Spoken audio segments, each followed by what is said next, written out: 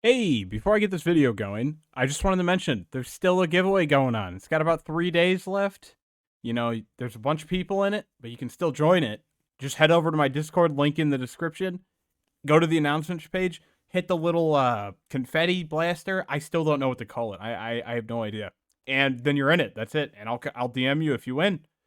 What's up for grabs? You'll have to find out. Go see. Actually, there'll be a picture on screen, so you'll know. All right. Well, I'll see you guys in the video. Greetings, friends. Purple hair guy here. So, I've been getting comments asking how to do the Heart of Armageddon boss fight. Now, to understand that boss fight, we should go back to the classic, the floor 1 boss fight, Hack the Server. Right? We all know that boss fight. If you've played the game, you've seen it. All you do is you stand around a box, it charges up, and when it gets to full, it explodes and you get items, right?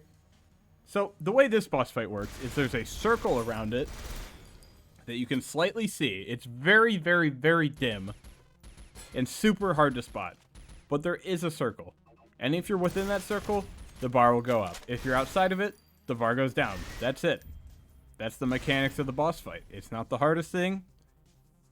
It's definitely not the easiest thing. There's a few easy things to do, but it's not the most complex.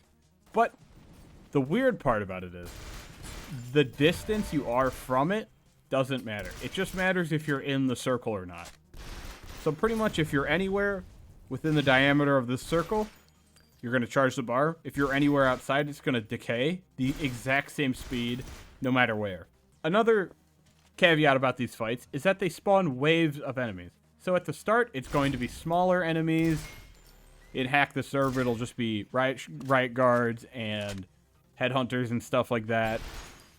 In the Heart of Armageddon, it's going to be a little bit tougher things like ion guards, ion snipers, just, you know, the late game versions of the early enemies, right? And then it'll start to ramp up. Things like bot defenders in the Heart of Armageddon device, or possibly hover gliders in the Hack the Server fight. And then eventually, at around, I'd say 80%, is when a hover tank will spawn in the Hack the Servers. And if you're in multiplayer, it's doubled, essentially. 6, or 7 hover tanks will spawn on the Heart of Armageddon. Now, these hover tanks will die when the Heart of Armageddon device explodes, but the hover tank will not die when the Hack the Server event explodes. This is just a small thing I thought I should mention. So you have to kill the hover tank on the level 1 boss fight, Hack the Server, but you do not have to kill the hover tank in the Heart of Armageddon fight, because that would be a little rough sometimes. Sometimes you just don't have the guns to deal with stuff like that. Like, you don't have armor piercing or whatnot. You've been there. I'm sure anyone who's killed a hover tank understands. Since we now understand the mechanics of this fight, let's move on to the Heart of Armageddon. If you look at the top of my screen now, you will see a orange and red bar. One that says Sabotage Armageddon Device, the other one with a biohazard symbol on it. What these both mean: the red line is your progress. You will start with about 5-10% progress. The Armageddon bar, the orange bar with the biohazard symbol on, will start with 0%. So you technically have a lead on it. Now, it charges slower than your bar charges, but that doesn't mean you can't lose this fight.